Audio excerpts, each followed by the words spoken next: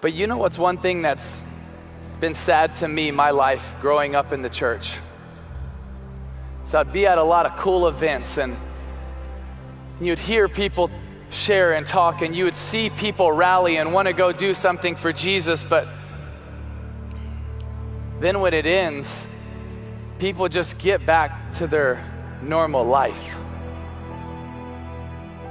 They go back home, and then they get caught up in their job and school and the 9 to 5.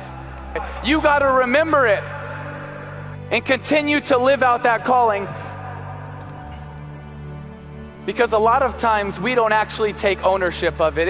It's on someone else. Well, guess what? Someone else is going to go live out the Great Commission, because God is calling you to something special. I don't know what it is. I don't know if it's a pastor, if it's a teacher, if it's a missionary, if it's just someone that serves at whatever it is you're doing right now, but you're called to be a part of it. There's a picture that I stumbled across, and it's one of Time's 100 most influential images of all time. And it's the picture of this young girl. She's on her way from her village to a feeding center not far away. And she's so malnourished, and she's moving so slow that this vulture is waiting to attack. So the young man that took this picture, and he was told, because of some of the sicknesses in the areas, don't touch anybody, don't do anything, and so he didn't. He didn't. He did nothing. Because apparently the cost was too much. So he left. He went back. The New York Times published this photo in 1993. In 94, he won the Pulitzer Prize for this photo. 4 months after this, he chose to end his life. You see, every single one of us, we have a chance to be successful in life. There's nothing wrong with being successful, but success is just about you. But significance is about other people.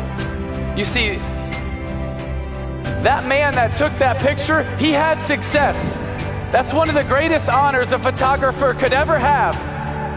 But obviously it wasn't enough. It wasn't enough. So what's going to be enough for you? You see, success is great. You can do a lot of things with it, but it's not going to be fulfilling. But when you have a life of significance that's focused on other people, that's focused on the Great Commission, that is focused on bringing the love of Jesus to hurting people around the world, you have a life of significance, and that will be fulfilling. That will be life-changing. It will be life-giving. And I believe one day you will hear, when you get to heaven, one day, good job. Good job. That a boy. Well done, my good and faithful servant. And I think the greatest tragedy in life is we're going to look back one day and say, I was successful in things that don't matter. I want you to be successful, but more than anything, I want you to be significant. And when you live for Jesus and you love people, I believe you're going to have a life of significance.